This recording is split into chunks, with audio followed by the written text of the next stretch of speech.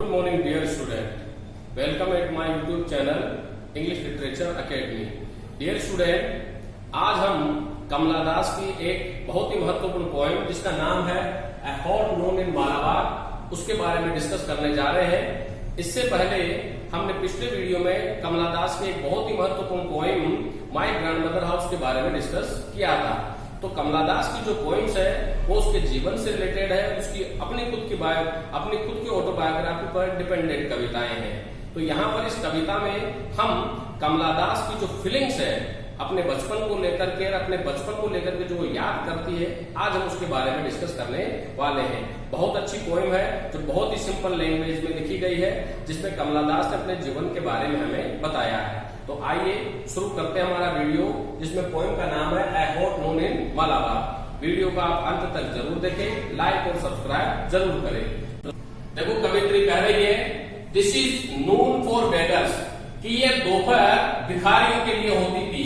With हाइनिंग, जो शिकायत करते रहते थे, शिकायत करने वाली आवाज में आते थे, क्योंकि दिन भर भिखारी आते थे और वो शिकायत तो कुछ न कुछ मांगने के लिए आते थे। नून, ये एक ऐसी दोपहर होती थी फॉर मैन, उन लोगों की, हु कम फ्रॉम, जो आते थे, फ्रॉम हिल से, जो पहाड़ियों से आते थे, विद पैरट्स, जो अपने साथ जंगली तोते लाते थे, इन्हें केज, अपने पिंजरे में, एंड फॉर्चून कार्ड से, और भविष्य बताने वाले कार्ड से वो भविष्य बताया करते थे। ऑल स्टैंड, जो भी लोग पहाड़ी क्षेत्र से आते थे सभी के पांव, स्टैंड का मतलब मिट्टी में, कीचड़ में आदि में सने हुए रहते थे। विद टाइम, और वो समय से पहले ही आ जाते थे, क्योंकि मालाबार केरला में हाट बाजार में वो जाते थे। तो हाट बाजार में जब वो जाते थे तो कुछ समय के लिए उनके घर पे रुका करते थे। तो काफी सारे लोगों का, पहाड़ी लोगों का उनके घर पे जमावड़ा हो जाया करता था।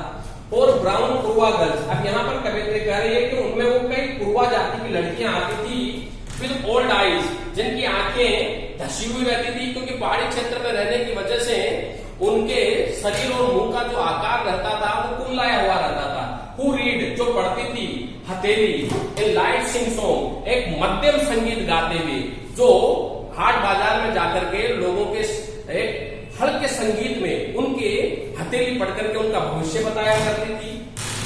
फॉर बेंगल से, और वो कह रही है कि इस दोपहर में चूड़ी बेचने वाला आया करता था, हु स्प्रीड, जो फैला देता था, on the cool black floor, जो उस ठंडे काले फर्श पर अपने कई सारी चूड़ियां फैला दिया करता था। यानी कि कमला दास अपने बचपन के बारे में बता रही है कि वो मालाबार केरला में अपने नाना नानी के घर पे रहती थी। तो ये इतने सारे लोग आया करते थे, सारे दिन भर वहां शिकायत करने वाले भिखारी आते थे, जो कुछ न कुछ मांगने के लिए आते थे। वहां पर पहाड़ी क्षेत्र से लोग आया करते थे, जो हाट बाजार में जाया करते थे, तो कुछ समय के लिए उनके घर पे रुका करते थे, आराम किया करते थे। कुरवा जाति की लड़कियां जो कुछ मध्यम संगीत गा करके लोगों का भविष्य बताती थी, वो आया करती थी। और चूड़ी बेचने वाला आया करता था, जो उनके ठंडे काले फर्श पर कई सारी चूड़ियां बिखेर देता था। चूड़ियां जो लाल कलर में, हरे कलर में और ब्लू बैंगल्स और नीले कलर में हुआ करती थी। ऑल कवर्ड, सारी की सारी चूड़ियां, विद द डस्ट, धूल से सनी हुई रहती थी, ऑफ रोड, सड़क की, क्योंकि माइल से, क्योंकि कई दूर से वो चल करके आता था, और दूर से चल के आने की वजह से उसकी चूड़ियों पर मिट्टी जो है वो जम जाया करती थी, जो रास्ते की मिट्टी होती थी। Grow cracks on the hills, और वहां पर आने वाले लोगों के जो हिल्स, जो एडिया है, वो एडियो में क्रैक्स, दरारें पड़ जाया करती थी, क्योंकि काफी लंबी दूर से वो चल के आते थे। तो बिना जूतों के या बिना चप्पल के वो आते थे, तो उनके एडियो में क्रैक्स पड़ जाया करते थे। तो ये सारी चीजें कमला दास वहां पर उन्हें देखा करती थी, महसूस किया करती थी। तो इस तरह से उसका दोपहर का समय कट जाया करता था। अब हम चलते हैं सेकंड स्टंजा में। तो इस स्टंजा में हम आगे बढ़ते हैं। कवित्री ने लिखा है, सो दैट व्हेन दे क्लैम्बर्ड, इसीलिए व्हेन दे कौन, वे जो पहाड़ी क्षेत्र से लोग आते थे, क्लैम्बर्ड, प्रवेश करते थे, अप अवर पोर्च, उनके पोर्च यानी कि गलियारे में, द नॉइजेज वाज ग्रेटिंग, तो उनकी जो आवाज होती थी ना, वो वाज ग्रेटिंग, शोर कर देने वाली होती थी। अजीब, स्ट्रेंज शब्द क्यों यूज में किया, क्योंकि वो पहाड़ी भाषा में बात करते थे, तो उनकी बात करने का जो शोर होता था ना, वो उनके उस कमरे में गूंजता था। दिस इज ए नून, यह एक दोपहर थी, फॉर स्ट्रेंजर्स, उन अजनबियों की, कौन अजनबी, जो पहाड़ी क्षेत्र से आते थे, who part the window drapes and peer in, जिनको कवित्री बचपन में देखा करती थी कायदे से अपने खिड़की के ड्रेपर से, जो कांच के जो फेल लगे रहते थे उनमें से उनके देखा करती थी, पियरिंग झांका करती थी। देयर होट, क्या देखती थी वो? उनकी होट आईज, उनकी आंखें जो तेज धूप की रोशनी में चलकर आने से गर्म हुई रहती थी, वो उन्हें ब्रिमिंग, उनकी होट आईज जो निहारती थी ना तेज रोशनी की वजह से, उनकी आंखें गर्म हुई रहती थी, तो वो उन टिमटिमाती हुई आंखों को खिड़की के जो ड्रेप, जो पेन, जो दरवाजे होते हैं या जो कांच होता था उनमें से निहारती थी। विद द सन, सूर्य की रोशनी से तेज गरमाई हुई आंखों को वो देखा करती थी। Not seeing a thing in shadowy room से, और कमरे जो रहते थे बहुत बड़े बड़े कमरे होते थे, जैसा कि मैंने बताया कमला दास के नाना के बहुत बड़ा सारा महल नुमा मकान था, तो बड़े बड़े कमरे होते थे जिनमें छायादार कमरे रहते थे। उन कमरों में उसे कोई दिखाई नहीं देता था। हाँ, उन लोगों को दिखाई नहीं देते थे, लेकिन उनकी बात करने की आवाज आती रहती थी। And turn away and look so yearningly, और वो सारे के सारे लोग जो थे उनकी आंखों में जब कवित्री देखती थी, उनकी बातें सुनती थी, वो बहुत व्याकुल दिखाई देते थे, क्योंकि लंबी यात्रा की वजह से वो थके हुए रहते थे।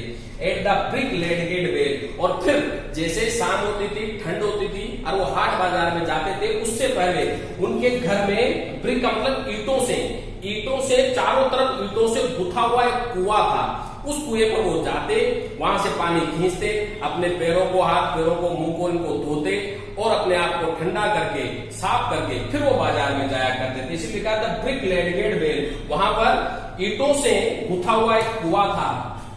डिसीजन ये एक ऐसी दोपहर थी फॉर स्ट्रेंजर, उन अजनबियों की, with mistrust in their eyes, उनकी आंखों में उसे अविश्वास झलकता था। उनकी डार्क साइलेंट आईज थी। One who rarely speak at all, यानी कि वो लोग देहाती थे, ग्रामीण थे, पहाड़ी क्षेत्र के लोग थे, तो वो अपनी ही भाषा में एक दूसरे से बात करते थे। वो किसी अजनबी के सामने से बड़ी मुश्किल से बोल पाते थे, क्योंकि उनकी भाषा हर किसी को समझ में नहीं आती थी। जो उनके साथी होता था उसी को वो समझ में आती थी।